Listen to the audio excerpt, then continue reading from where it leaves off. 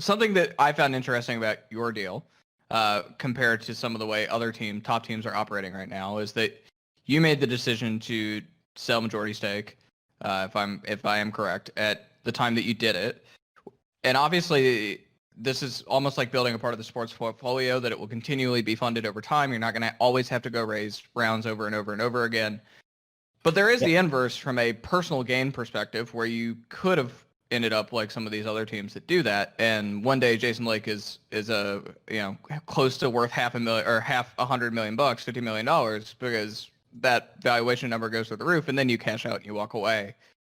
Why did you make that decision, and sort of how has that affected the way that you manage your business now, versus have you done the other? I think that's a really great question. I spent a good probably 2 years doing a ton of research, and it was both a really stressful time for me and a really exhilarating time because, man, I met Elon Musk. I met several NFL owners, and the conversations I get to have, like, when you're in business and you're trying to build your company, you always hope that you might get in rooms like that, but to actually get in rooms like that, I was like, wow, it's crazy. But being my age, I think, I try to have a longer term perspective. And it was really important to me and to Jason Bass, my partner at the time, that we find the right group for us. And I don't know if that sounds corny, but complexity is like a third child to me, sincerely. And people that know me understand that. I wanted throughout this journey to build a multi-generational billion-dollar sports property in complexity. And I wanted something when my kids grew up that they could be really proud of and be like, my dad founded Complexity Gaming. People will be like, what? Like, for real? Like, my dad founded the Lakers or whatever. And when I met Travis Goff and I had the opportunity and the honor to meet the Jones family and the Goff family, I knew instantly that this was the group for us, and everything that they had as far as infrastructure and philosophy and just who they were. I knew that this was the way forward, and they own lots of companies, and for multiple reasons. Number one, because they're smart. They need to have majority control, because if they're going to align it with their brand pretty closely, and they're going to put you on their property, and they're going to put their support behind you, and they honestly only had known me a few months, you need control, and it's just smart. And yes, I know other owners have definitely made more money in this business than me. I promise you that. And I want to take care of my family very badly, and I want to, hope that my efforts in this industry can pay off in a financial way. But without getting too sappy, I also believe there's more to life than money. Yep. There's art, and there's joy, and there's something tangible about building something that lasts. And I don't know. It's definitely an old man being cheesy a little bit. I'm not trying to say I don't want to financially secure my family's future, because I do, and they take good care of me. Will I be here forever? I don't know. That's at their discretion, and we'll see. I think there are other opportunities for me in the space, should they, in their discretion, want to go a different direction. And I would always wish this group the very, very best. Like I said, this is like a third child to me. And if you got to send them off to college, then it's not like you're not going to love them anymore. But yeah, that's why we ended up with the Jones and Goff families owning majority. I never regretted that. It was a very intentional decision on my part. It's an utter honor being in business with them and being associated with them and their other companies. And that was a good question. I want to end on this. We appreciate you taking the time. I know you have some other commitments after this. You did mention earlier that, and I think we all kind of feel this, that like, while this is a big moment for esports, it feels bad to say that when there's so many people being personally affected in the world by COVID-19.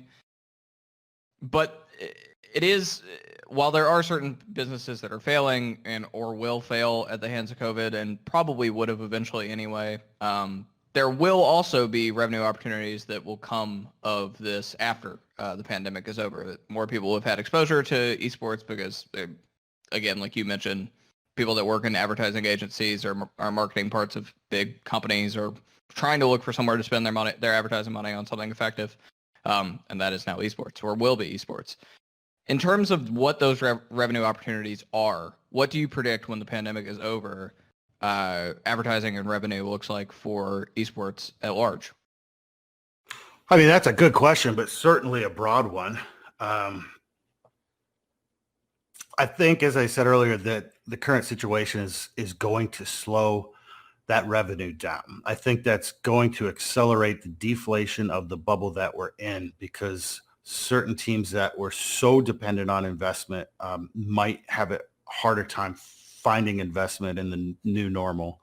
I think we have to stick to what we were doing as far as figuring out media rights, figuring out bigger and better sponsorships with blue chip companies. How can we create programs to integrate with them?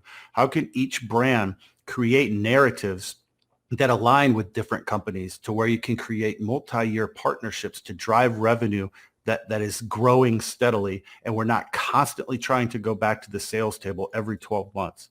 I think it's important that developers work alongside event organizers and teams and players to distribute the revenue streams from esports in a way where everyone wins.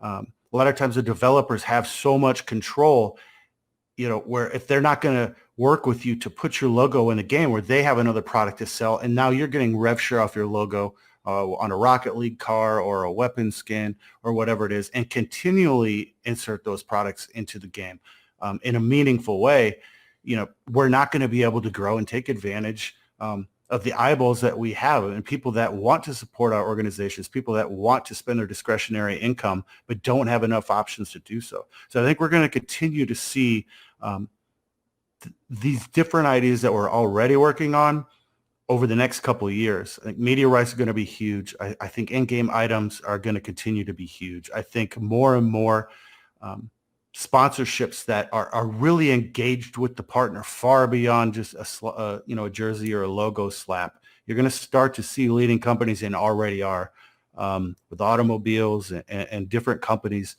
that want to be involved in esports in a deeper way than just like buying a banner ad on a website. These are the types of things that we're going to continue to develop that are going to get us to break even. The next question is, where's the real money going to be? And I'm going to be really honest with you. I spent a lot of time thinking about this. We have a huge global audience, and one of the key demographics for marketers and advertisers, such passionate fan bases. We're missing something. I don't know what it is. And I pray all the time, man. I'm like, there is a key and there is a lock, and I need to find them both, because I know we're missing something as an esports industry that could take us to a completely different level. Some people say it's gambling, and there's revenue to be made there. Other people say it's some kind of technology play where if we can integrate with AI or VR or whatever, and then I don't know what it is. And as soon as I do know what it is, that's going to be a really good day. There's a lock and there's a key, and we have to find them both, because we have something really special in esports, and getting a break even isn't good enough. We got to go out and make a lot of money for the people that devoted their lives to this space, to provide better and better content for the fans in this space, to continue raising player salaries and quality of life. We need to better financially educate our players and set them up for career paths that last for generations. So this isn't just some one-off. This isn't just an offshoot. We haven't been in mom's basement for a very long time. Now it's time to grow up, and we need to figure out how to properly monetize this thing. And I know there's people smarter than me that spend a lot of time thinking about this, and my team at Complexity and I sure as hell do. So it's really exciting for the future, Jacob, and we're going to get it figured out.